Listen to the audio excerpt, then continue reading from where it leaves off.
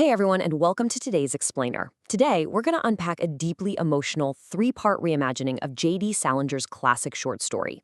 Now, if you've ever read the original text, you know it basically drops you right into the middle of a fragmented, completely devastating situation. But today, we're taking a look at a creative expansion of that story, one that takes Salinger's masterpiece and places it inside a much wider, and honestly, much more tragic frame about unseen trauma and the sheer painful reality of being completely misunderstood. So this brings us to a really fascinating question. What if the events we all know so well were actually just the middle chapter? The source material we're exploring today completely surrounds the original text with a before and an after. It asks, well, what happened the day before the tragedy? And crucially, what's left after the shockwave has passed through the hotel, through the family, and through the innocent child who actually heard the main character most clearly? It's just a brilliant way to examine the pain of a person who is entirely unseen by the world around them. Okay, let's dive right into Act 1, the day before. To really understand the quiet, literally suffocating tension of the day leading up to the tragedy, we have to look at the stark contrast between our two main characters. Think about Muriel's world for a second. Muriel isn't cruel, she's just ordinary. She wants normalcy. She's stressing about the strap on her pale blue sandals, making small talk at dinner, just keeping up appearances. But then you look at Seymour's world. He is completely isolated. He's out finding dead fish on the beach and calling them accurate. He's drawing these cryptic circles on hotel stationery, and he is just drowning in existential dread. He's sending out all these desperate cries for help, but he's speaking a language Muriel just doesn't understand. And that really boils down to the overarching theme of this first act. I mean, Seymour is surrounded by the absolute comforts of a luxury vacation, right? Sunshine, room service, a wife, a gorgeous beach. But as we see here, comfort absolutely does not equal connection. He is completely disconnected and unheard by the adult world around him.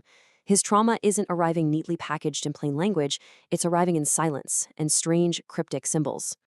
Which brings us to Act 2, a perfect day for Bananafish.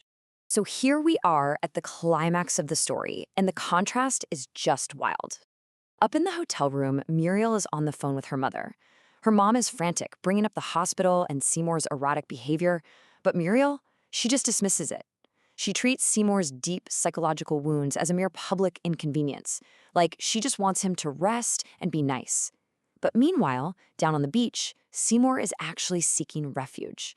He finds genuine solace in a conversation with a young girl named Sybil, far, far away from the judgmental, categorizing eyes of the adults upstairs. Now, we absolutely have to talk about the central metaphor of the entire story, the banana fish. Seymour tells Sybil this weird little story about these fish that swim into a hole, gorge themselves on so many bananas they get too fat to leave, and just stay trapped there until they die. It's a devastatingly clear symbol. The banana fish perfectly represent war memory, emotional damage, and the inescapable trap of the adult world. It represents people who go way too far into something they thought was safe, or maybe a duty, only to become trapped by it forever. Down on the sand, Seymour actually says this to Sybil. And what makes this interaction so incredibly powerful is that Sybil doesn't judge him, not even a little bit. She just accepts his strange symbolic language without trying to correct him or manage him like the adults do. She even tells him she saw a banana fish with 6 bananas in its mouth, basically entering his symbolic world entirely. And this profound connection happens just moments before Seymour rides the elevator back up to his hotel room, walks right past his wife, and ends his own life. And that drops us into the stark reality of Act 3, the tragic aftermath. In the immediate aftermath, the response is just incredibly sterile. At 10 a.m. sharp, a maid hears the sound. Literally 5 minutes later, by 10:05, the hotel management is securing the floor, completely desperate to keep it quiet. By 10:30, the police are there taking entirely detached, bureaucratic notes. And by noon, just 2 hours later, the hotel dining room is serving cream of tomato soup as if nothing ever happened. The adult world and the hotel itself works at lightning speed to sanitize the tragedy and get right back to the comfort of the surface. And while the hotel sanitizes the physical space, the adults frantically try to sanitize Seymour's identity. They throw all these reductive categories at him, calling him a sick man, a veteran, a case, a problem. Because think about it. If he's just a case to be managed, they don't have to face the terrifying fact that they completely failed to see his suffering. Each of those labels touches a tiny part of him, sure, but none of them actually hold the truth of who he really was. So what is the moral center of all this? let's talk about the wrong language. To really unpack the profound, devastating consequences of missed communication, we have to look at what Muriel finds. In the aftermath, she finally searches Seymour's suitcase. And step by step, she uncovers what was actually going on in his mind. She finds his fragmented thoughts scribbled on hotel stationery. She finds those weird drawings of fish with enormous bellies.